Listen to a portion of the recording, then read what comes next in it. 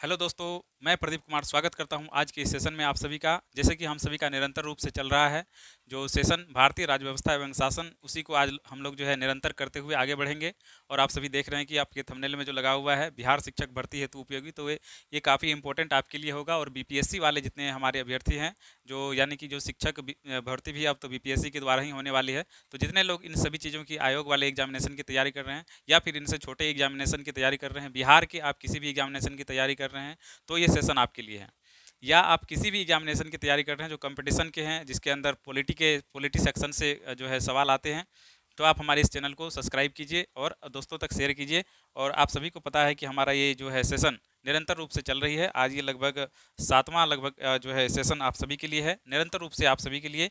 देख रहे हैं आप सभी बीपीएससी तथा अन्य जो है जितने भी लोक सेवा आयोग के द्वारा पूछे गए प्रश्न हैं विगत वर्षों में, उन प्रश्नों की श्रृंखला के साथ हम आप सभी का हार्दिक अभिनंदन और स्वागत करते हैं। चलिए शुरुआत करते हैं और देखते हैं आज के सेशन के अंदर हम लोग क्या देखने वाले हैं। तो देखिए, आज जो है सामान्य अध्ययन पूर्व अवलोकन, जैसे कि आप सभी को पता है, जिसमें हम लोग लेके चल रहे हैं प्रत्येक चैप्टर से, और प्रत्येक चैप्टर का जो है हम लोग सवाल भी कर रहे हैं। चैप्टर को यहाँ नहीं लेते हैं, लेकिन हम लोग जो है उस चैप्टर से संबंधित सारे क्वेश्चन को यहाँ पर कर लेते हैं। और ऐसे क्वेश्चन दोस्तों यहाँ पे हम लोग कर रहे हैं जो क्वेश्चन की आपके एग्जामिनेशन में बार बार पूछे गए हैं, विगत वर्षों में पूछे गए हैं। और आपको यकीन होगा कि हम जो उम्मीद होना चाहिए आपको कि हम जो इस सेशन के अंदर जो प्रश्न लेके आ रहे हैं, वो सारे प्रश्न आपके विगत वर्ष के एग्जामिनेशन में पूछे गए हैं, बीपीएससी में खास करके, और यूपीएससी के एग्जामिनेशन के प्रश्न हैं, और भी अन्य राज्य के जो पीसीएस एग्जामिनेशन में पूछे गए हैं, उन सभी प्रश्नों का संकलन आपके सामने है। तो एक बेहतरीन क्लास आपके लिए है। यदि आप किसी भी प्रतियोगी परीक्षा की तैयारी करते हैं तो आप हमारे इस सेशन को जरूर देखिए। वाकई आपको इस सेशन से बहुत ही लाभ होने वाला है। चलिए, तो आज की इस सेशन में हम लोग संविधान के महत्वपूर्ण भाग के संदर्भ में पढ़ेंगे। तो एक सूक्ष्म अवलोकन हम लोग करेंगे इसके महत्वपूर्ण भाग के बारे में, और इसके बाद जो है अपने जो है एमसीक्यू सेक्शन पर हम लोग आ जाएंगे। तो चलिए शुरुआत करते हैं। और एक बार फिर से आप सभी का स्वागत है। चलिए शुरुआत कर रहे हैं संविधान के प्रमुख भाग से। और यहाँ देखिए, प्रमुख भाग हमने लिया है। जो संविधान के अंदर जो प्रमुख भाग हैं, उन भाग को भी हम लोगों को पढ़ना काफ़ी आवश्यक है, क्योंकि इस भाग से आप देखेंगे तो हर वर्ष की एग्जामिनेशन में प्रश्न जो है विगत वर्ष के प्रश्नों से मिलता जुलता प्रश्न जो है आते ही रहते हैं। तो इन सभी चीज़ों को हम सभी को देखना होगा, क्योंकि संविधान हमारे लिए सर्वोपरि है, हमारे देश के लिए सर्वोपरि, सबसे सर्वोपरि संविधान है। तो संविधान की चीज़ों को हम सभी को जानना भी चाहिए। तो आपको पता होगा कि हमारे संविधान के अंदर जो भाग हैं, मतलब हमारे संविधान को कितने भागों में इसको बांट कर लिखा गया, तो आपको मालूम होना चाहिए कि हमारे संविधान को 22 भागों में बांट करके जो है लिखा गया है। तो उन्हीं भागों के अंदर हम लोग देखेंगे कि किस भाग में किन क्षेत्रों का जो है, किन विषयों का उल्लेख है, उन सभी चीज़ों को हम लोग देखेंगे और एक एक करके छोटा छोटा सूक्ष्म अवलोकन लेते हुए आगे बढ़ेंगे। और एमसीक्यू सीरीज को भी हम लोग शुरुआत करेंगे। तो सबसे पहले यहाँ पे देखिए आप लोग, भाग एक तरफ दिया हुआ है, विषय है, फिर इसके बाद अनुच्छेद की बात हमने की है। तो सबसे पहले आप देखेंगे भाग एक। भाग एक में आप लोग जानते होंगे कि भाग एक जो संघ राज्य क्षेत्र से संबंधित है। आपको सभी को पता होगा कि हमारे संविधान के अंदर जो है, जब संविधान बनकर तैयार हुआ था, 395 अनुच्छेद थे, और उसके अनुसार ये भाग भी आपके सामने है, 22 भाग आपके सामने है। ठीक है, तो यहाँ देखिए भाग एक तरफ है। एक भाग में, भाग एक में आपका क्या है, संघ और उसके राज्य क्षेत्र, जहाँ पे अनुच्छेद 1 से 4 की बात हम लोग करेंगे। दूसरा भाग में है नागरिकता, जहाँ 5 से 11 है। तीसरे भाग में मौलिक अधिकार 12 से 35। चौथे भाग में राज्य के नीति निर्देशक तत्व, जहाँ 36 से 51 आपका जो है अनुच्छेद है।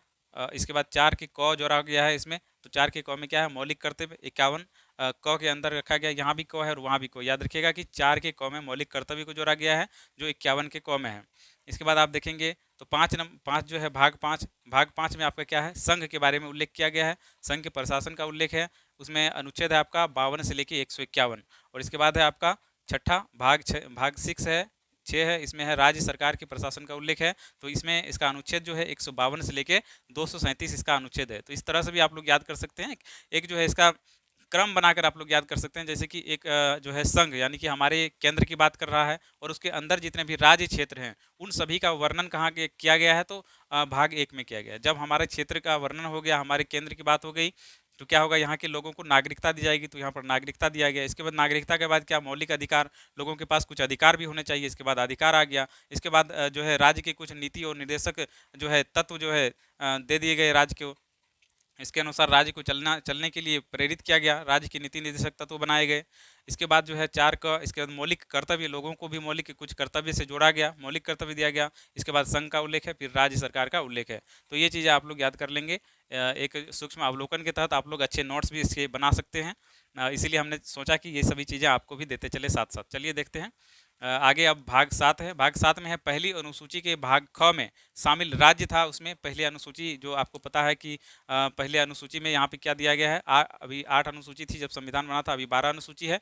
तो बोला जा रहा है कि पहली अनुसूची में, पहली अनुसूची का भाग ख था, उसमें शामिल था राज्य, उसको क्या कर दिया गया है, अब जो है ये भाग 7 को निरसित कर दिया गया है, इसलिए हम वहाँ पर निरसित भी लिख दिए हैं। तो इस भाग को अभी निरसित कर दिया गया है, ठीक है। अनुच्छेद 238 है, इस भाग को हटा दिया गया है, निरसित कर दिया गया है, ये याद रखिएगा आप लोग।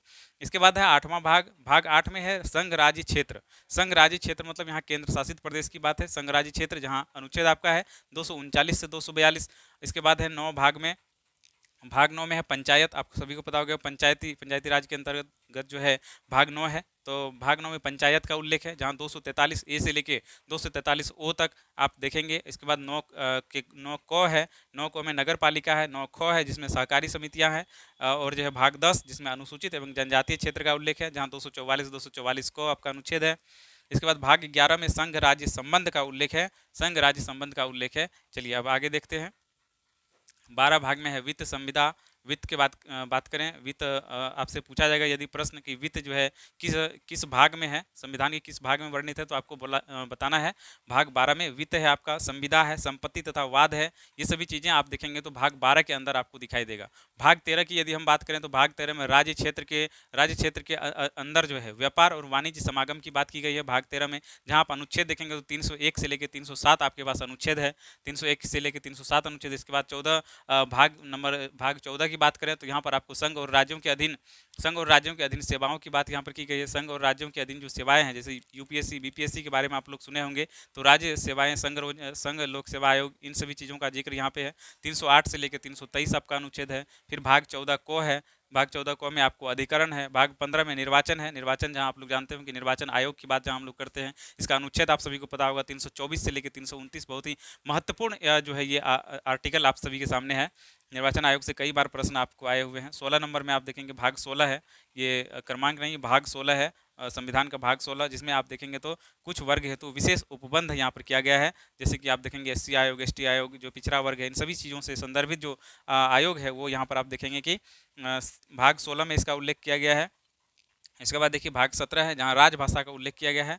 इसका अनुच्छेद अभी आप सभी याद कर लेंगे, नोट्स कर लेंगे। 343 से लेकर 351 तक जो है राजभाषा का उल्लेख किया गया है। तो इन सभी चीज़ों को आप लोग जानेंगे। और देखिए आगे जैसे कि हम लोग बात करें भाग 18 की, भाग 18 में जहाँ आपात उपबंध की हम बात करें, आप सभी को हमने इससे पहले वाले क्लास में आपको पढ़ाया था, जहाँ की हमने आपको बताया था जिसमें MCQ के माध्यम से कि जो आपात उपबंध जो है ये अमेरिका से हम सभी के संविधान के अंदर जो लिया गया है। तो इन सभी चीज़ों को आप देखेंगे आपात उपबंध, जहाँ 352 से लेकर 360 तक के जो अनुच्छेद हैं, इनको आपात उपबंध के अंदर रखा गया और ये भाग 18 के अंतर्गत आते हैं। भाग 19 की बात करें तो यहाँ पर प्रकीर्ण है, जिसमें 361 से लेकर के 367 तक के अनुच्छेदों का वर्णन है। इसके बाद जो है भाग 20, जहाँ पे संविधान संशोधन है। संविधान संशोधन आप लोग जानते होंगे 368 अनुच्छेद है, और ये भाग पूछा जाए तो भाग 20 में आता है।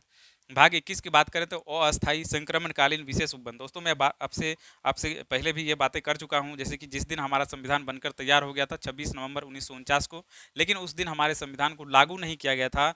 अगर हम यहाँ पर बात करें तो कुछ विशेष उपबंध वहाँ पर लागू किए गए थे, जिसमें अस्थायी और संक्रमणकालीन विशेष उपबंध जो थे, ये आपके संविधान जिस दिन बनकर पूर्ण हुआ था उसी दिन लागू हो गया था, और नागरिकता वाला, तो ये सब चीज़ें जो है कुछ चीज़ें लागू हो गई थी। तो ये आपका भाग 21 के अंदर इसका जो है जिक्र किया गया है, अस्थायी और संक्रमणकालीन, जिसमें विशेष उपबंध की बात की गई है। 369 से लेकर 392 आपका जो है आर्टिकल है, ये यहाँ पर लिया गया है। और भाग 22 के अंदर देखें तो हम संक्षिप्त नामों का वर्णन, जो संविधान के अंदर संक्षिप्त नाम का जो प्रयोग किया गया है, उन सभी का वर्णन यहाँ है। और हिंदी में प्राधिकृत पाठ और निरसन की जो बात है यहाँ पर की गई है भाग 22 के अंदर। तो एक छोटा सा सूक्ष्म अवलोकन हमने आपको करवा दिया, जहाँ हमने भाग 1 से लेकर के हमने भाग 22 तक जितने भाग हमारे संविधान के अंदर हैं, उन सभी भाग और जो है उनके जो है अनुच्छेद आपको हमने करवा दिए। अब यहाँ से हम लोगों का जो है अब आगे के सेशन शुरू होता है, जहाँ हम लोग MCQ करेंगे, और MCQ के माध्यम से जितने भी आपके संविधान के प्रमुख भाग से संदर्भित प्रश्न विगत वर्षों में पूछे गए हैं, उन सभी प्रश्नों को हम लोग लेने का प्रयास कर रहे हैं। तो आप लोग निरंतर रूप से हमारे क्लास के साथ बने रहें, और जितने नए साथी हैं वो लोग कृपया हमारे चैनल को सब्सक्राइब करें और अपने लोगों तक, अपने दोस्तों तक हमारे चैनल को जो है शेयर करें। चलिए इस ताकि हम जो है निरंतर रूप से आप सभी के लिए ये एमसीक्यू सेशन लाते रहें और भी सेशन आप सभी के लिए लाते रहें जो उपयोगी हम सभी के लिए होगा। तो चलिए शुरुआत करते हैं और एक बार फिर से आप सभी का पुनः स्वागत है एमसीक्यू सेशन में। तो चलिए शुरुआत करते हैं एमसीक्यू सेशन को और लेते हैं पहला प्रश्न को आप सभी के सामने। यहाँ पर पहला प्रश्न दिया गया है, पहला प्रश्न को पढ़ते हैं हम लोग, क्या लिखा हुआ है। तो प्रश्न आप सभी के सामने है, भारतीय संविधान को कितने भागों में बांटा गया है। तो सबसे पहले आप सभी के सामने यही प्रश्न आया जिसकी शुरुआत में ही हमने जिक्र कर दिया था। तो हमारे संविधान को जो है, हमारे संविधान को 22 भागों में बांटा गया है। आप सभी के सामने हमने पहले ही ये बातें कर दी है। तो ठीक है, तो हमारे संविधान को कितने भागों में बांटा गया है, 22 भागों में बांटा गया। हालांकि अभी हम सभी के सामने 25 भाग जो है संविधान के अंदर दिखाई देते हैं, लेकिन यदि हम क्रम की बात करें, क्रमानुसार बात करें तो क्रमानुसार हमारे पास कितने हैं, क्रमानुसार हमारे 22 भाग हैं। लेकिन वहाँ पर हम देखें तो कुछ उपभाग उसके अंदर जोड़े गए हैं, जैसे कि जैसे आप देखेंगे तो वहाँ पर 14 के अंदर 14 को जोड़ा गया है। इस तरह से आप देखेंगे 9 के अंदर क ख जोड़ा गया है। तो इन सभी को यदि मिलाते हैं तो आपके सामने जो है 25 भाग दिखाई देता है। लेकिन यदि हम बात करें क्रम अनुसार या क्रमांक के अनुसार तो हमारे पास 22 जो है भाग हमारे संविधान के अंदर है। ये बातें आपको याद रखनी है। आपके सामने ऑप्शन है, ऑप्शन ए है 16 भागों में, ऑप्शन बी है 22 भागों में, ऑप्शन सी है 24 भागों में, ऑप्शन डी है 25 भागों में। तो यहाँ पर देखिए आपको विचलित नहीं होना है, क्योंकि हमारे संविधान को मात्र 22 भागों में ही बांटा गया है। तो ऑप्शन बी हम लोगों का यहाँ पर करेक्ट आंसर होगा। जितने भी हमारे साथी, जितने भी हमारे मित्र ऑप्शन बी के साथ हैं, यानी कि 22 भाग इसका सही आंसर होगा, इसके साथ हैं, उनका बिल्कुल सही उत्तर है और वो बिल्कुल सही उत्तर इस प्रश्न का दे रहे हैं। तो चलिए अब हम लोग जो है देखते हैं अगले प्रश्न में आपसे क्या पूछा जा रहा है, उस अगले प्रश्न को देखते हैं। तो अगला प्रश्न आपके सामने है 2 नंबर का, निम्नलिखित में से कौन एक युग्म जो है सुमेलित नहीं है। ध्यान रखिएगा, यहाँ पर जो प्रश्न कई बार यहाँ पर मिस्टेक जो है गलत करके आते हैं हमारे लोग। तो नहीं है ये पूछा जा रहा है, कहीं कहीं पूछा जा रहा है कि सुमेलित है, कहीं की सुमेलित नहीं है। तो इन चीज़ों को ध्यान में रखना है, नहीं तो आप सुमेलित करके चले आएंगे। और जो है कई बार जो है लड़के जब एग्जामिनेशन में जाते हैं तो एक ही बार पढ़ते हैं और उसको मिल जाता है, सही मार के चले आते हैं। लेकिन यहाँ हमको देखना है कि यहाँ पूछा जा रहा है कि है या नहीं है। तो यहाँ पूछा जा रहा है कि निम्नलिखित में से कौन एक सुमेलित नहीं है, इस बात को ध्यान रखना है। तो यहाँ पे दिया गया है, पहला ए में है नागरिकता, नागरिकता का उल्लेख संविधान के भाग 2 में। इसके बाद है मौलिक अधिकार, मौलिक अधिकार का जो है संविधान के भाग 3। इसके बाद है मौलिक कर्तव्य, जिसमें है कि संविधान का भाग 4A। और डी में है राज्य, जिसका संविधान का भाग 6 इसके बारे में बताया जा रहा है। तो आपको बताना है कि इसमें कौन सा सुमेलित नहीं है। आपको बताना है क्या है, नहीं है, सुमेलित नहीं है बोलना है, ठीक है, सुमेलित नहीं है ये बताना है। तो हमने आप सभी के सामने अभी तुरंत भी के सेशन में हमने आपको बताया एक तरफ से। तो यहाँ पर आप देखेंगे कि नागरिकता के बारे में यदि हम बात करें तो नागरिकता के बारे में हमने पढ़ा कि नागरिकता जो है ये कहाँ पे है, नागरिकता है हमारे भाग 2 के अंदर, ठीक है। नागरिकता कहाँ है, भाग 2 के अंदर है। यहीं पर यदि हम लोग बात करें मौलिक अधिकार की, तो मौलिक अधिकार जो है आप लोग देखे होंगे कि मौलिक अधिकार जब नागरिकता मिलती है तो मौलिक अधिकार भी दिया जाता है। तो मौलिक अधिकार हमारा जो है कितने में है, मौलिक अधिकार हमारा है तीसरे में। मौलिक अधिकार कहाँ पे है, तीसरे में है, तीसरे भाग में है। और यहाँ कह रहा है कि मौलिक अधिकार तीसरे भाग में, नागरिकता दूसरे भाग में, यहाँ बिल्कुल सही है। आगे देखते हैं मौलिक कर्तव्य।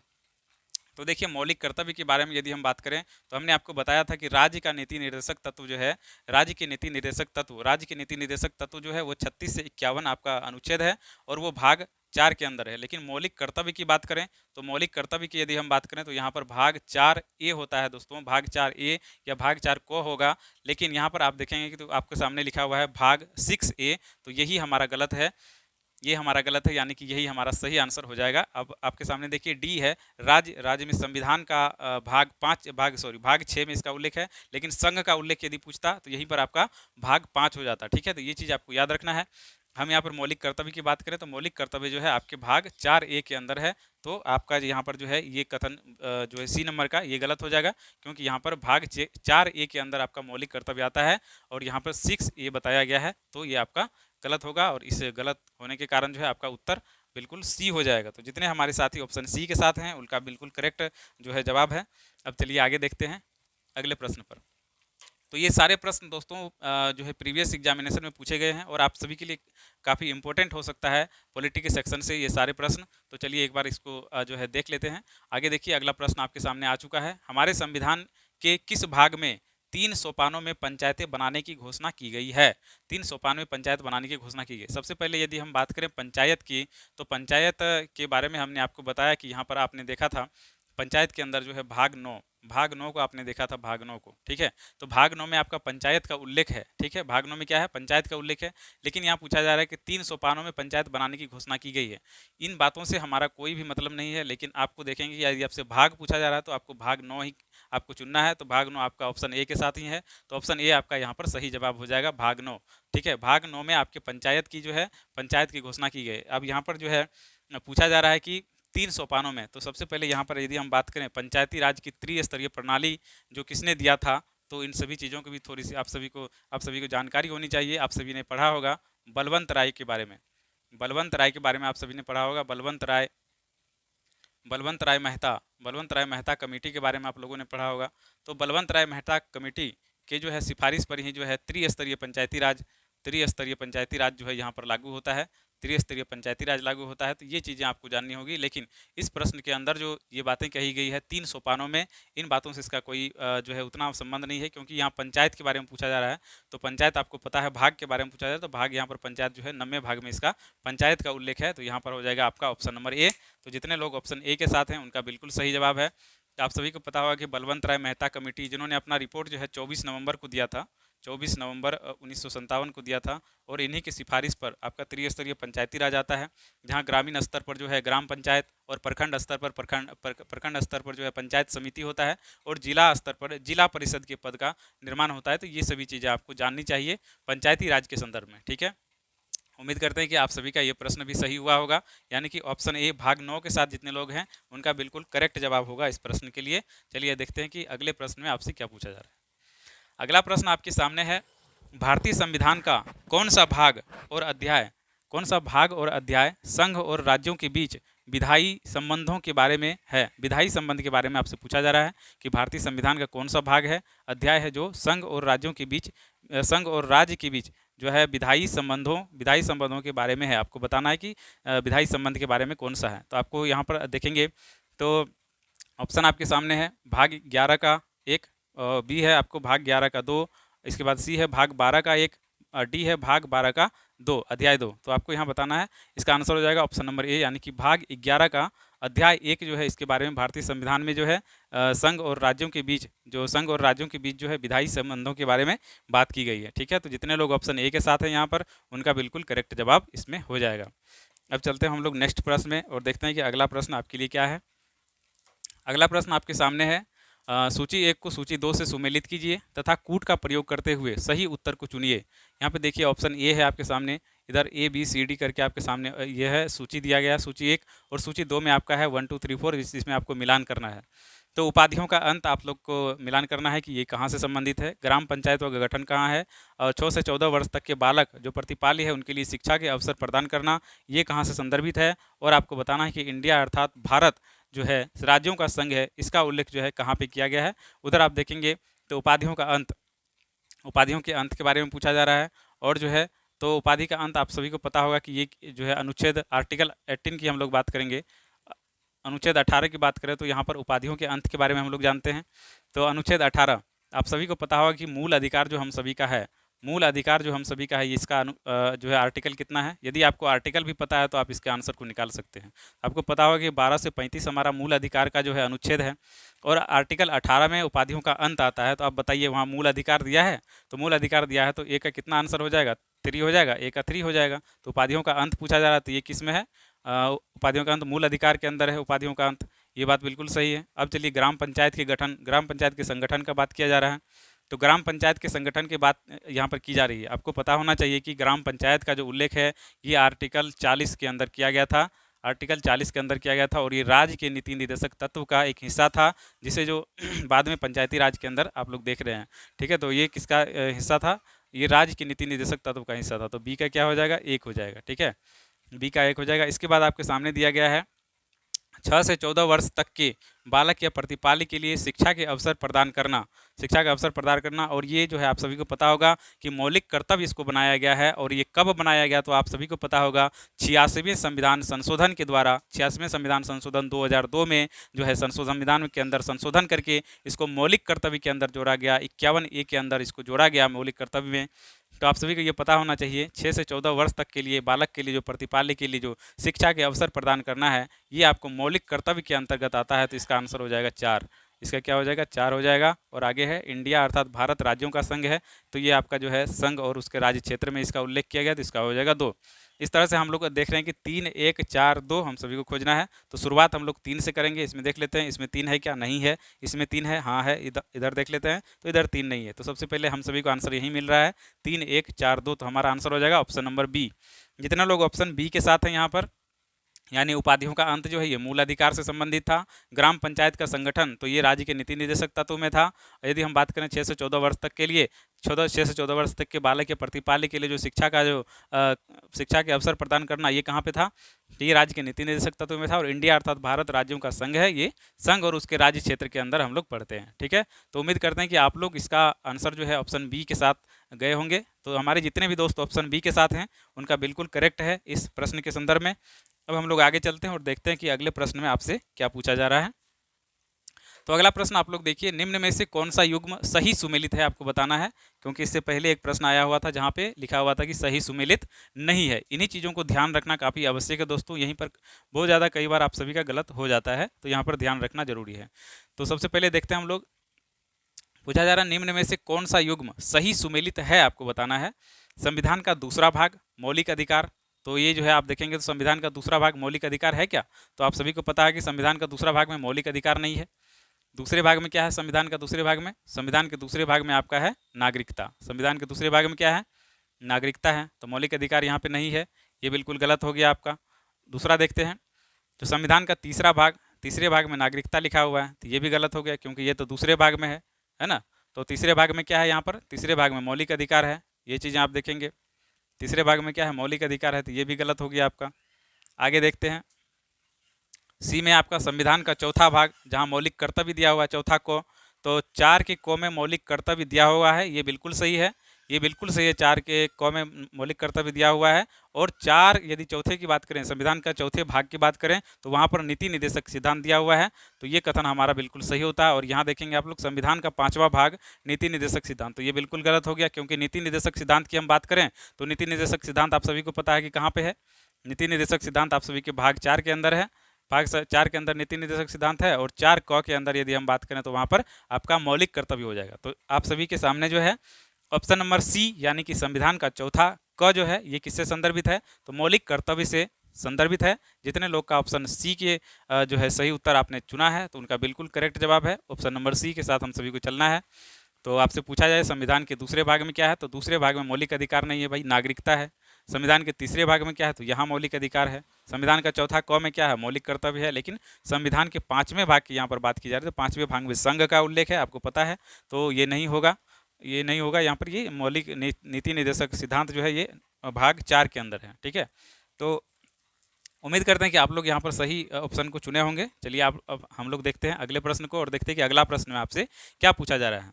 अगला प्रश्न आप सभी के सामने है, प्रश्न संख्या 7 है और इसमें पूछा जा रहा है कि निम्न में से कौन सा युग्म सही सुमेलित नहीं है, बताना आप सभी को। यहाँ देखिए फिर से वही प्रश्न आ गया, नहीं है वाला। तो यहाँ पर आपको ध्यान में रखना है कि कौन सा सुमेलित है और कौन सा नहीं है।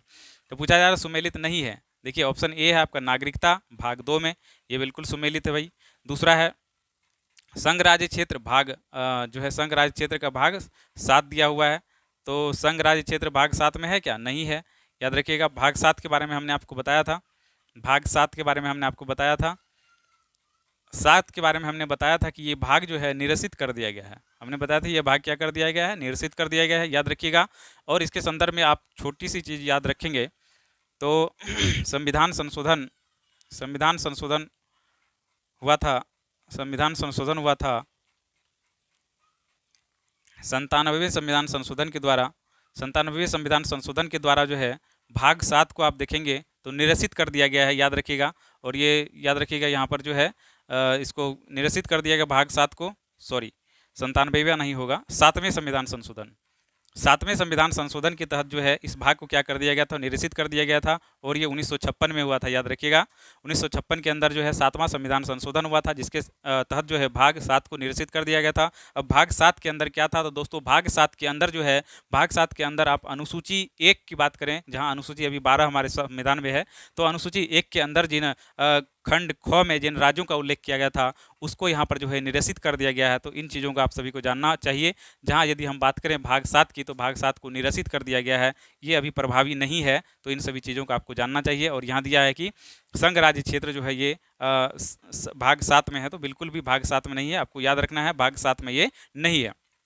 ये कहाँ पे है, तो भाग 11 के अंदर संघ राज्य क्षेत्र का उल्लेख है। यदि हम संघ राज्य क्षेत्र की बात करें तो आप सभी को पता होगा, संघ राज्य क्षेत्र की बात करें, अभी हमने पढ़ा था संघ राज्य क्षेत्र की बात करें तो भाई ये कहाँ पे है, संघ राज्य क्षेत्र कहाँ पर है, तो आपको पता होगा कि संघ राज्य क्षेत्र जो है आपका 8वां में है।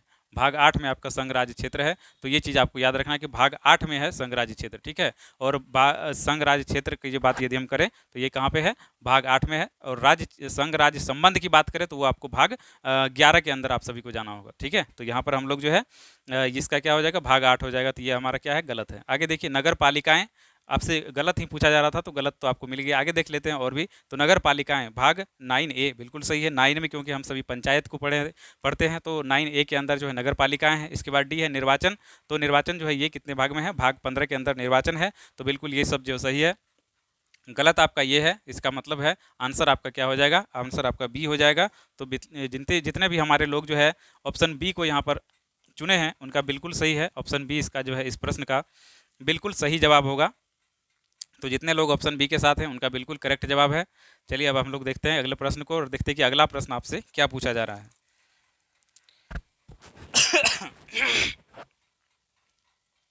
अगला प्रश्न आपके सामने है। देखिए दोस्तों, कूट वाले प्रश्न जो है भर भर के आपके एग्जामिनेशन में पूछे जा रहे हैं, जो कि जो भी आयोग वाले एग्जामिनेशन है इसमें इस प्रकार के प्रश्न पूछे जा रहे हैं, क्योंकि अपेक्षा आपसे होती है कि आप थोड़ी जानकारी इसके संदर्भ में रखेंगे। तो और इसके बाद भी शिक्षक वाले एग्जामिनेशन में भी आप लोग इस तरह के प्रश्नों को देख सकते हैं, क्योंकि शिक्षक जो है वो पढ़ाते हैं तो उससे जो है अपेक्षा होती है कि इन सभी चीज़ों की बेहतर जानकारी उसके पास हो। देखिए यहाँ सूची 1 और सूची 2 है। एक सूची 1 में है विषय और सूची 2 में है आपके सामने संविधान का भाग। तो इसको जो है हम सभी को देखना है। संविधान का भाग यहाँ पे 9 एक तरफ भाग दिया हुआ है, एक तरफ आपके सामने विषय दिया हुआ है, ठीक है। तो यहाँ पे देखिए विषय है आपको संविधान का भाग 9 में संविधान के भाग 9, संविधान का भाग 8, संविधान के भाग 4A और संविधान के भाग 9A की बात किया जा रहा है। तो सबसे पहले यहाँ पे देखिए आप लोग, संविधान का भाग 9 के अंदर हम लोग क्या पढ़ते हैं, संविधान के भाग 9 के अंदर हम लोग पंचायत के बारे में पढ़ते हैं। बिल्कुल यहाँ से पंचायत हो जाएगा। भाग 8 में हम लोग क्या पढ़ते हैं, तो भाग 8 में संघ राज्य क्षेत्र पढ़ते हैं। भाग 8 में हम लोग संघ राज्य क्षेत्र पढ़ते हैं। अभी पिछले प्रश्न में भी हमने देखा, तो संघ राज्य क्षेत्र इसमें होगा। संविधान का भाग 4A के अंदर हम लोग क्या पढ़ते हैं, तो मौलिक कर्तव्य को पढ़ते हैं। मौलिक कर्तव्य के बारे में यहाँ पे पढ़ते हैं, मौलिक कर्तव्य के बारे में। तो ये हो जाएगा। इसके बाद है आपके पास संविधान का भाग 9A। तो यहाँ पे हम लोग क्या पढ़ते हैं, यहाँ पे हम लोग पढ़ते हैं नगर पालिका को। क्या पढ़ते हैं, नगर पालिका के बारे में पढ़ते हैं। तो बिल्कुल यहाँ पे हम सभी को देखना है। तो पंचायत वहाँ पे कहाँ पे है, तो पंचायत है तीसरे नंबर में, इसका क्या हो जाएगा, तीसरा हो जाएगा। संघ राज्य क्षेत्र आपका कहाँ है, 1 में है, तो इसका 1 हो जाएगा। यहाँ पे मौलिक कर्तव्य आपके पास है चौथे नंबर में, तो यहाँ चौथा हो जाएगा। यहाँ नगर पालिका है, नगर पालिका आपके पास है दूसरे में, तो यहाँ दूसरा हो जाएगा। इस तरह से हमको देखना है कि 3, 1, 4, 2 आपके ऑप्शन में कहाँ है, कूट में हम लोग खोजते हैं। तो कूट के पास हम लोग जाते हैं और देखते हैं तीसरा, पहला में तीसरा होना चाहिए। तो इसमें तीसरा नहीं है, इसमें तीसरा है, इसमें तीसरा नहीं है, इसमें तीसरा नहीं है। तो आपका आंसर जो है, आपका सही उत्तर क्या हो जाएगा, आपका सही उत्तर यहाँ पर हो जाएगा ऑप्शन नंबर बी, यानी कि 3, 1, 4, 3, 1, 4, 2, ठीक है। तो जितने लोग ऑप्शन बी के साथ हैं, 3, 1, 4, 2 के साथ हैं, उन सभी का बिल्कुल सही है। तो धीरे धीरे करके यदि आप लोग लगातार रूप से सेशन को देखेंगे तो सारे भाग आपको यूं ही याद हो जाएंगे और आप लोग जो है प्रश्नों में बेहतर करना शुरू कर देंगे और एक लेवल को आप लोग प्राप्त करेंगे, जो प्रश्न का लेवल होता है और जो प्रीवियस ईयर में पूछे गए इन प्रश्नों का कितना महत्व होता है। आप लोग तो एग्जामिनेशन देते होंगे तो जानते ही होंगे। चलिए देखते हैं अगले प्रश्न को, और अगले प्रश्न में देखते हैं क्या आपसे पूछा गया है। प्रश्न आपके सामने है, निम्न में से कौन भारतीय संविधान के अंतर्गत सही सुमेलित नहीं है, आपको बताना है, नहीं है लिखा हुआ है। तो सबसे पहले बात, पंचायत इधर दिया हुआ है, इधर विषय दिया हुआ है और उधर भाग दिया हुआ है पंचायत, और उधर लिखा है भाग 9, तो ये बिल्कुल जो है सुमेलित है। आगे दिया है नगर पालिकाएं भाग 9 को, तो बिल्कुल सही है, नगर पालिका जो है भाग 9 के क में है। सहकारी समिति भाग 9 का ख, ये भी बिल्कुल सही है, सहकारी समिति है। लेकिन अधिकरण के बारे में दिया गया भाग 10, तो अधिकरण के बारे में यहाँ पे जो है ये गलत है, क्योंकि अधिकरण जो है इसमें नहीं है। अधिकरण आपका 16 भाग में है। तो ये यहाँ पर आप लोग जो है ऑप्शन डी के साथ जितने लोग यहाँ पर चलेंगे तो आपका सही उत्तर हो जाएगा option number D, option number D के साथ हम सभी को चलना है। अधिकरण भाग 10 जो है ये गलत है, ठीक है। तो यहाँ पर जो है ये तीनों सही है, ये गलत है। जितने लोग ऑप्शन डी के साथ हैं, हमारे साथी लोग जितने ऑप्शन डी के साथ हैं, जितने मित्र ऑप्शन डी के साथ हैं, उनका बिल्कुल करेक्ट जवाब है। अब चलते हैं हम लोग अगले प्रश्न पर और देखते हैं कि अगला प्रश्न आप सभी से क्या पूछा जा रहा है। अगला प्रश्न आपके सामने है, संविधान के किस भाग में पंचायती राज से संबंधित प्रावधान किए गए हैं? आपको बताना है संविधान के किस भाग में पंचायती राज से संबंधित प्रावधान किए गए हैं। तो हमने कई बार पंचायती राज के बारे में पढ़ा, पंचायती राज के बारे में पढ़ा, तो पंचायती राज के बारे में हमने पढ़ा, पंचायती राज के बारे में बोला जा रहा है। तो हमने इसको देखा कि हमारे संविधान में भाग 9 के अंदर इसकी बात की गई है, भाग 9 के अंदर इसकी बात की गई है, हमने देखा है। और इसके नीति निर्देशक तत्व के अंदर इसको दिया गया था, नीति निर्देशक तत्व में इसे इसके बारे में कहा गया था। तो नीति निर्देशक तत्व में आप लोग देखेंगे तो ये अनुच्छेद 40 यानी कि आर्टिकल 40 के अंदर इसका उल्लेख है। लेकिन पंचायती राज जो भाग 9 में हम लोग इसको पढ़ते हैं, तो यहाँ पर आप देखेंगे कि अनुच्छेद आर्टिकल 243 को से लेकर यानी कि 243 ए से लेकर के 243 ओ तक आपका पंचायती राज का उल्लेख किया गया है। तो ये सभी चीज़ें आपको याद रखनी है। और यहाँ पूछा जा रहा है आपसे कि पंचायती राज संबंधी प्रावधान जो है किस भाग में दिए गए हैं, तो भाग 9 में दिया गया है, आप सभी को पता है। तो ऑप्शन नंबर डी इस प्रश्न का सही उत्तर होगा। जितने लोग हमारे ऑप्शन डी के साथ हैं, तो आप सभी का बिल्कुल सही जवाब है ऑप्शन डी। तो ऑप्शन डी जो है इस प्रश्न का बिल्कुल सही जवाब होगा। जितने लोग ऑप्शन डी के साथ हैं उनका बिल्कुल सही है। अब चलते हैं अगले प्रश्न पर और देखते हैं कि अगला प्रश्न क्या है। फिर से कूट वाला प्रश्न। आप सभी को मैंने बताया है कि आयोग वाले एग्जामिनेशन में अधिकतम कूट वाले प्रश्न आते हैं, और इन सभी प्रश्नों का अभ्यास करवाना और इन सभी प्रश्नों को कैसे हम आसानी से सॉल्व करवाएं, ये सभी चीज़ें अभी टेक्निक भी आप इन प्रश्नों के माध्यम से सीखते चलेंगे। तो आप सभी से अनुरोध है कि कृपया जब भी जो भी आदमी इस सेशन को देखें, पूरा सेशन देखें, आप सभी को बहुत ही अनुभव इसमें प्राप्त होगा। चलिए देखते हैं। सूची 1 को सूची 2 से सुमेलित कीजिए तथा कूट का प्रयोग करते हुए सही उत्तर को आप सभी को चुनना है। तो चलिए हम लोग देखते हैं कि सही उत्तर इसमें कौन कौन सा है। कूट भी हम लोग देखेंगे। तो सबसे पहले देखेंगे हम लोग मौलिक अधिकार दिया है, बी में है मौलिक कर्तव्य, सी में संघ है और डी में आपात उपबंध है। तो सबसे पहली बात उधर दिया है भाग 4 को और भाग 3, भाग 18, भाग 5, ठीक है। तो इन सभी चीज़ों को हम लोग जानते हैं। मौलिक अधिकार के बारे में आपको पता होगा। मौलिक अधिकार जो है आपको हमने बताया था कि भाग 3 के अंदर इसकी बात की गई है। तो यहाँ पर भाग 3 दिया हुआ है दूसरे नंबर में, इसका आंसर हो जाएगा दूसरा। आगे है मौलिक कर्तव्य। मौलिक कर्तव्य के बारे में आप लोग जानते होंगे, 4 क में दिया है, तो इसका क्या हो जाएगा, पहला हो जाएगा 4 को। संघ के बारे में दिया है और आपात उपबंध के बारे में दिया है। तो आपात उपबंध के बारे में आप लोग जानते होंगे, जर्मनी के वायमर संविधान से आपात उपबंध लिए गए हैं, जिसमें 3 प्रकार के जो है उपबंध है आपातकालीन, आप लोग जानते होंगे। तो ये इसका क्या हो जाएगा, ऑप्शन भाग 18 के अंदर आप देखेंगे तो भाग 18 में इसका आंसर हो जाएगा भाग 18 आपात उपबंध। तो इसका हो जाएगा तीसरा और इसका क्या हो जाएगा चौथा, ठीक है। भाग 5 के अंदर जो है संघ का उल्लेख है और भाग 6 में आप देखेंगे तो राज्य का उल्लेख है। तो ये सभी आप सभी को पता होना चाहिए। 2, 1, 4, 3। तो 2, 1, 4, 3 आप लोग देख लीजिए कहाँ पे है। 2 इसमें है, 2 नहीं है, इसमें 2 है इसमें है। तो 2 के बाद 1 होना चाहिए, तो आपका आंसर हो जाएगा ऑप्शन नंबर बी। 2, 1, 4, 3 इसमें है, तो आपका उत्तर हो जाएगा ऑप्शन नंबर बी। जितने साथी ऑप्शन बी के साथ हैं उनका बिल्कुल सही जवाब है। तो ये चीज़ें आपको याद होनी चाहिए। बिल्कुल ही आप सभी के सामने स्पष्ट जानकारी आपके सामने है। तो उम्मीद करते हैं कि आप लोग यहाँ तक बहुत अच्छे से बनाए होंगे और सही उत्तर को आप लोगों ने चुना होगा। अब देखते हैं कि अगले प्रश्न में हमारे सामने क्या है। अगला प्रश्न को हम लोग देखने का कोशिश करते हैं। तो इसके अंदर आप लोग देखिए कि जितना भी प्रश्न आपके विगत वर्षों में पूछे गए हैं इस चैप्टर के अंदर से, इस चैप्टर के अंदर से जितने भी प्रश्न पूछे गए हैं, जहां भाग से संदर्भित प्रश्न आते हैं और वो बीपीएससी, यूपीएससी या किसी भी आयोग के एग्जामिनेशन में पूछे गए, उन सारे प्रश्नों का संकलन आज के इस सेशन में है, एमसीक्यू में है। और भी बहुत सारे प्रश्न होंगे, लेकिन जो महत्वपूर्ण प्रश्न थे, बार बार रिपीटेड प्रश्न थे, उन सभी सारे प्रश्नों का संकलन आज के इस क्लास में हमने लिया है। तो चलिए देखते हैं कि इस प्रश्न में क्या आपसे पूछा जा रहा है। प्रश्न आपके सामने है, निम्न में से कौन सा एक सही सुमेलित नहीं है, बताना है आपको। नहीं है, कौन सा सुमेलित नहीं है। पहला पूछा जा रहा है आपसे मूल कर्तव्य के बारे में, दूसरा आपसे पूछा जा रहा है राज्य के बारे में, तीसरा पूछा जा रहा है भारत के महान्यायवादी के बारे में, और चौथा पूछा जा रहा है डी यानी कि संघ और राज्यों के अधीन जो सेवाएं हैं उनके बारे में पूछा जा रहा है। तो इन सभी चीज़ों को आपको जानना है। जहाँ की हम लोग बात कर रहे हैं मूल कर्तव्य के बारे में, तो मूल कर्तव्य के बारे में हमने आपको बताया था कि मूल कर्तव्य की बात जो है वहाँ पे कहाँ की गई है।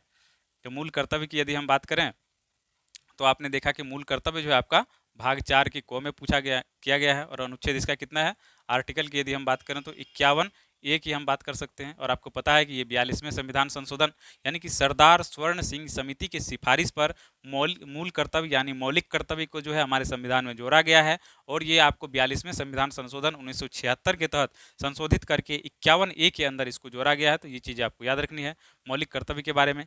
इसके बाद जो है हम लोग पढ़ते हैं राज्य के बारे में बताया गया है। फिर जो है भारत के महान्यायवादी के बारे में बताया गया है। तो राज्य के बारे में हमने पढ़ा था कि राज्य का उल्लेख कहाँ पे किया गया है, तो संघ का उल्लेख जो है भाग 5 में है, तो राज्य का उल्लेख भाग 6 में है, ये हमने पढ़ा था। इसके बाद है भारत का न्यायवादी। तो देखिए भारत के न्यायवादी में आप यहाँ पे देखेंगे कि भारत के न्यायवादी के लिए इसका जो है कितना होता है अनुच्छेद, आर्टिकल कितना के अंदर है भारत के न्यायवादी। तो आपको पता होगा कि भारत के न्यायवादी के लिए आर्टिकल है 76। आर्टिकल कितना है, 76 है। और आपके जो संघ है, संघ के लिए जो आपका आर्टिकल है ये है 52 से लेकर के आपका आर्टिकल कितना तक है, तो 52 से लेकर के आप देखेंगे तो आर्टिकल है 52 से लेके आर्टिकल है आपका 52 से लेके आर्टिकल है 151 तक, 52 से 151 तक। तो आप देखेंगे कि 76 जो है ये कहाँ पे आता है, इसके अंदर आता है। ठीक है, तो इसका क्या हो जाएगा, इसका क्या हो जाएगा आप सभी के लिए, तो भारत के न्यायवादी के संदर्भ में बोल रहा है कौन सुमेलित नहीं है, ये आपको बताना है। तो ये आप देखेंगे तो संघ का उल्लेख कहाँ पे है, तो भाग 6 में। तो यहाँ से आपसे पूछा जाए तो न्यायवादी के संदर्भ, तो न्यायवादी कहाँ पहुँच जाते हैं, भाग 6 में पहुँच जाते हैं। ठीक है, और संघ राज्य के अधीन सेवाएं, तो हमने आपको बताया था कि संघ राज्य के अधीन जो सेवाएं हैं, संघ राज्य के अधीन जो सेवाएं हैं, संघ राज्य के अधीन जो सेवाएं हैं, संघ राज्य के अधीन सेवाएं के बारे में जैसे आप लोग यूपीएससी के बारे में पढ़ते हैं, तो संघ और राज्य की जो सेवाएं हैं जैसे कि संघ लोक सेवा आयोग, राज्य लोक सेवा आयोग, इन सभी का उल्लेख तो आप देखेंगे कि ये जो है आपको भाग 14 की यहाँ पर हम लोग बात कर सकते हैं। ठीक है, भाग 14 में। तो यहाँ पे हम लोग देख लेते हैं मूल कर्तव्य के बारे में। हमने आपको क्या बताया कि ये तो भाग 4 के क में है, तो ये जो मूल कर्तव्य के आगे है भाग 4(1), तो इसका मतलब ये बिल्कुल सही है। बी में है आपका राज्य और वहाँ पे भाग 6 है, तो राज्य के बारे में हमने कहा भाग 6, ये भी बिल्कुल सही है। अब देखते हैं कि भारत का महान्यायवादी भाग 8 दिया है, लेकिन हमने क्या देखा कि भारत का न्यायवादी जो है इसका आर्टिकल 76 होता है और संघ का आर्टिकल जो है वो 52 से लेकर 151 तक था, आप सभी ने पढ़ा है पीछे। तो 52 से लेकर 151 तक के जो आर्टिकल हैं इसी के बीच में तो 76 आता है। इसका मतलब है कि ये जो है भाग 6 के अंदर है, तो ये महान्यायवादी कहाँ है, भाग 6 के अंदर है। यहाँ भी लिखा है भाग 8, तो इसका मतलब है कि ये हमारा देख रहे हैं कि गलत हो रहा है। और भी आगे देख लेते हैं, संघ और राज्यों के अधीन सेवाएं भाग 14, हमने बात की यहाँ पे संघ और राज्य के अधीन सेवाएं भाग 14, तो ये जो है ये भी सही है, ये भी सही है, ये भी सही है। तो गलत कौन सा है, सी, यानी कि हमारा उत्तर क्या हो जाएगा, ऑप्शन नंबर सी। तो जितने लोग ऑप्शन सी के साथ हमारे साथी हैं उनका बिल्कुल सही जवाब होगा ऑप्शन नंबर सी, यानी कि भारत का महान्यायवादी जो है ये भाग 8 के अंदर नहीं दोस्तों, भाग जो है कितने अंदर है, भाग 5 के अंदर है। सॉरी, संघ का उल्लेख भाग 5 में है, तो ये भाग 5 के अंदर है, क्योंकि भाग 6 में राज्य का उल्लेख है, तो भाग 5 के अंदर है आपका महान्यायवादी। और तो यहाँ पे लिखा है भाग 8, तो वो आपका गलत हो जाएगा। और गलत होते ही वही आपका जो है ऑप्शन बिल्कुल यहाँ पर करेक्ट होगा इस प्रश्न के लिए, क्योंकि पूछा आपसे गया है कि कौन सुमेलित नहीं है, आपको बताना है कि वही सुमेलित नहीं है, भारत का न्यायवादी, जो कि भाग 5 के अंदर उसका उल्लेख है और यहाँ 6 बताया गया है, 8 बताया गया है। चलिए हम लोग देखते हैं अगले प्रश्न पर। अगला प्रश्न आपके सामने है, भारतीय संविधान का भाग 16 निम्न में से किससे संबंधित है, आपको बताना है। भाग 16 के बारे में पूछा जा रहा है, किससे संबंधित है आपको बताना है। इसके यहाँ पूछा जा रहा है कि प्रशासनिक अधिकरण से, अखिल भारतीय सेवाओं से, वित्त आयोग से, और जो है कुछ वर्गों के लिए विशेष उपबंधों से। तो आपको यहाँ बताना है। निर्वाचन आयोग के बारे में आप लोग जानते होंगे, निर्वाचन आयोग आपका भाग 15 में है। और भाग 16 के अंदर आप सभी ने पढ़ा था, भाग 16 के अंदर आप सभी ने पढ़ा था किसके बारे में, कुछ वर्गों के लिए विशेष उपबंध के बारे में आपने पढ़ा था भाग 16 के अंदर। और भाग यहाँ पर यदि हम बात करें 14 और 14 को के बारे में, 14 में आपने पढ़ा संघ राज्य की सेवाओं के बारे में, संघ और राज्य की जो संबंधित सेवाएं होती है उसके बारे में 14 में पढ़ा। और 14 को की हम बात करें तो वहाँ पर आपने परिकीर्ण के बारे में, सॉरी अधिकरण के बारे में आपने पढ़ा होगा। तो इन सभी चीज़ों को याद आपको रखना है एक तरफ से क्रम से, जो हमने आपको पहले ही बता दिया है। तो बिल्कुल आप सभी उसका नोट्स बना लें और उसको याद कर लें। बिल्कुल उससे संबंधित कई बार प्रश्न आपके सामने दिखा जाता है। तो प्रशासनिक अधिकरण की यहाँ पर बात की गई है, तो प्रशासनिक अधिकरण की बात जो है 14 के क में किया गया है।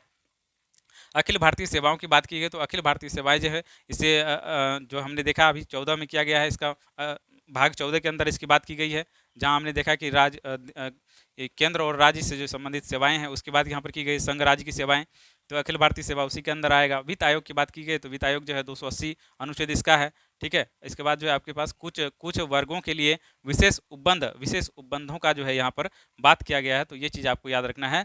विशेष उपबंधों का यहाँ पर बात किया गया है और यही आपका जो है सही उत्तर होगा ऑप्शन नंबर डी।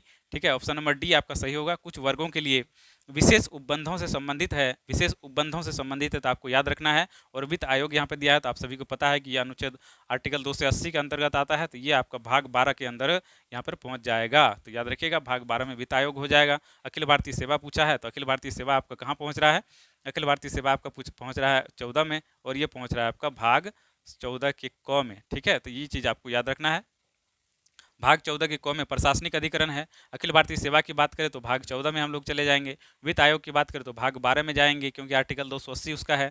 ठीक है, इसके बाद जो है आपका कुछ वर्गों के लिए विशेष उपबंध किया गया है, तो जहाँ पर SC ST आयोग की जो है आप लोग देखते होंगे, तो विशेष वर्ग है ये लोग, तो इसके संदर्भ में किया गया है। तो ये चीज़ भी आपको याद रखनी है कि अनुच्छेद आर्टिकल जो है आपको 330 से लेके 342 तक इनके बारे में उपबंध किया गया है। तो ये सभी चीज़ें आप लोग जरूर देख लेंगे। इसके बाद जो है 343 से लेकर 351 तक आपको पता होगा राजभाषा के संदर्भ में बातें की गई है, तो वहाँ पर जो है भाग 16 यहाँ दिख रहा है, भाग 16 में यह है। तो इसके बाद जो है आपका भाग 17 हो जाएगा राजभाषा के बारे में। इन सभी चीज़ों को आप लोग जो है एक तरफ से वे में याद करने का कोशिश करेंगे, तो बिल्कुल सारे के सारे आपको जो है याद हो जाएंगे और आपके एग्जामिनेशन के लिए बहुत ही हेल्पफुल आपके लिए होगा।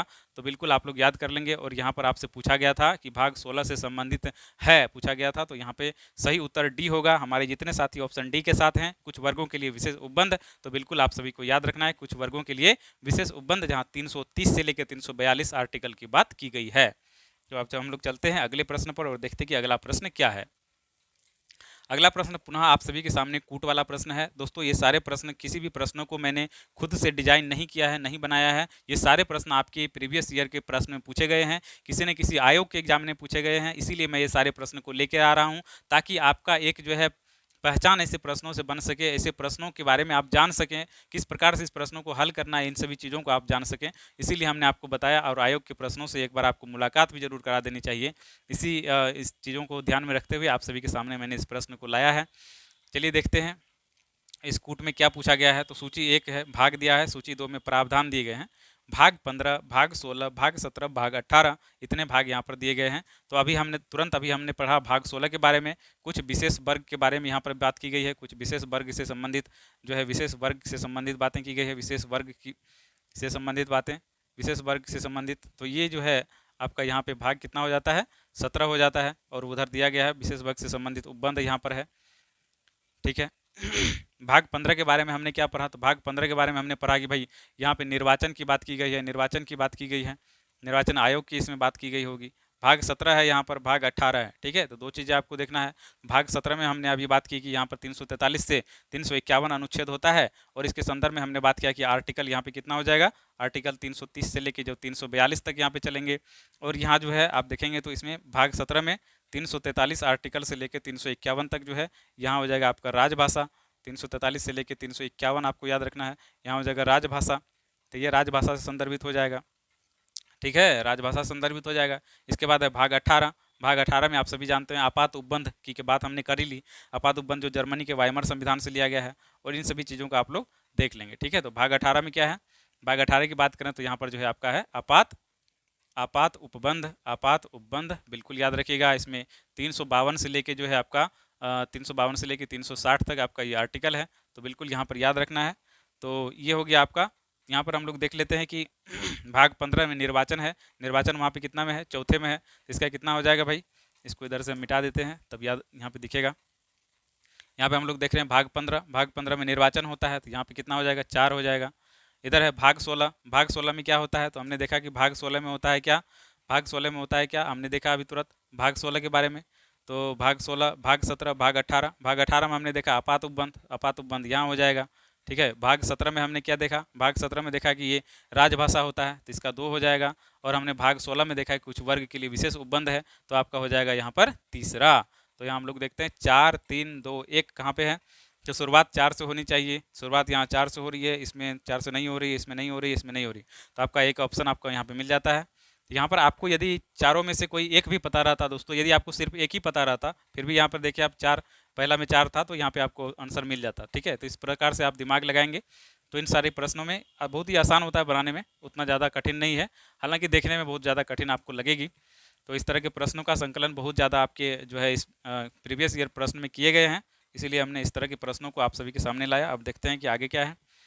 तो आगे एक प्रश्न और है आप सभी के सामने, ये परसों जो हमने क्लास करवाई थी उसका प्रश्न है, निम्न में से कौन सा एक युग्म सही सुमेलित नहीं है, आपको बताना है। मौलिक अधिकार कहाँ से लिया गया है? मौलिक अधिकार ये स्रोत वाले प्रश्न में थे, हमने कल आपको बताए थे स्रोत वाले प्रश्न। तो उसको यदि आप जितने हमारे दोस्त नहीं देखे हैं उस वीडियो को, कृपया हमारे पिछले वाले वीडियोज़ को आप लोग देखें। उसमें जो अगर आप निरंतर रूप से वीडियोज़ को देखते रहेंगे तो सारे वीडियोज़ में कुछ ना कुछ बातें जो है सिमिलरिटी होती है, तो वो बातें आपको सीखने के लिए मिलेंगी। कुछ बातें रिपीट होती है तो वो सारी चीज़ें आपको याद होती चली जाएंगी। जैसे यहाँ पर हम मौलिक अधिकार की बात करें तो मौलिक अधिकार हमने बताया था आप सभी को कि मौलिक अधिकार जो है अमेरिका के संविधान से हम लोगों ने ग्रहण किया है। अमेरिका के संविधान से ये लिया गया है, अमेरिका के संविधान से लिया गया है मौलिक जो है आपका अधिकार। मौलिक अधिकार कहाँ से लिया गया है? तो अमेरिका के संविधान से मौलिक अधिकार लिया गया है, मौलिक अधिकार लिया गया है। ठीक है, मौलिक अधिकार यहाँ से लिया गया है। न्यायिक पुनरावलोकन लिया गया है यहाँ से। तो इन सभी चीज़ों को आप देखेंगे, न्यायिक पुनरावलोकन जो है यहाँ से लिया गया है, न्यायिक पुनरावलोकन जो है यहाँ से लिया गया है। ठीक है, तो ये सभी चीज़ें आपको याद रखना है, ये चीज़ें अमेरिका से ली गई है। इसके बाद राज्य के नीति निर्देशक तत्व, राज्य के नीति निर्देशक तत्व जो है आप सभी को पता होगा, आयरलैंड के संविधान से हमने लिया है। आयरलैंड के संविधान से क्या लिया है? राज्य का नीति निर्देशक तत्व लिया है आयरलैंड के संविधान से। अब देखिए केंद्र के अवशिष्ट शक्तियाँ, तो आप सभी को पता है कि केंद्र की अवशिष्ट शक्तियाँ जो है ये कहाँ से ली गई है। इसके बाद जो है आपके सामने ऑप्शन यहाँ पर कितने हो गए, 1 2 3 4, और उधर कितने हो गए, 3। आयरलैंड हो गया, ऑस्ट्रेलिया हो गया, और है आपातकालीन शक्तियाँ। तो आप सभी को पता है कि आपातकालीन शक्तियाँ जो ली गई है ये जर्मनी के वाइमर संविधान से लिया गया है। और पूछा जा रहा है कि सुमेलित नहीं है, आपको पूछा जा रहा है। तो केंद्र के जो लिए अवशिष्ट शक्तियाँ है, केंद्र की अवशिष्ट शक्तियाँ आपको पता होना चाहिए कि अवशिष्ट शक्तियाँ जो है ये कनाडा से लिया गया है, और यहाँ पर बताया जा रहा है कि ऑस्ट्रेलिया। तो हम देख रहे हैं कि हमारा ऑप्शन जो है क्या है, ऑप्शन नंबर सी, यही हमारा सही जवाब होगा, क्योंकि यही हमारा नहीं मिल रहा है। ठीक है, तो ऑप्शन सी हो जाएगा, क्योंकि केंद्र की अवशिष्ट शक्तियाँ जो है ये कहाँ से लिया गया है। केंद्र की अवशिष्ट शक्तियों की बात करें तो अवशिष्ट शक्तियाँ जो है आप लोग जानते होंगे कि अवशिष्ट शक्तियाँ कहाँ से ली गई है। अवशिष्ट शक्तियाँ जो है, अवशिष्ट शक्तियाँ ये लिया गया है कनाडा के अंदर, अवशिष्ट शक्तियाँ ली गई है कनाडा के अंदर। ऑस्ट्रेलिया से क्या लिया गया है? तो समवर्ती सूची की बात करें तो समवर्ती सूची की यदि हम बात करते हैं समवर्ती सूची की, तो समवर्ती सूची आपका जो है ये आपका हो जाएगा ऑस्ट्रेलिया। ठीक है, याद रखिएगा। तो ऑस्ट्रेलिया कहाँ से हो जाएगा? ऑस्ट्रेलिया से क्या हो जाएगा? समवर्ती सूची आपका ऑस्ट्रेलिया से लिया गया है, ये चीज़ आपको याद रखना है। और जर्मनी से आपातकालीन शक्तियाँ ली गई है। तो इन सभी चीज़ों को उम्मीद करते हैं कि आप सभी ने बहुत ही आसानी से बना दिया होगा। तो इसका आंसर जो है ऑप्शन नंबर सी हो जाएगा। जितने हमारे दोस्त मित्र, जितने लोग जो हैं, जितने लोग हमारे इस वीडियो को देख रहे हैं, अगर आपने उत्तर सी दिया है तो आपका उत्तर बिल्कुल करेक्ट इस प्रश्न के लिए हो जाएगा। तो उम्मीद करते हैं कि आप सभी आज के सेशन में कुछ सीखे होंगे।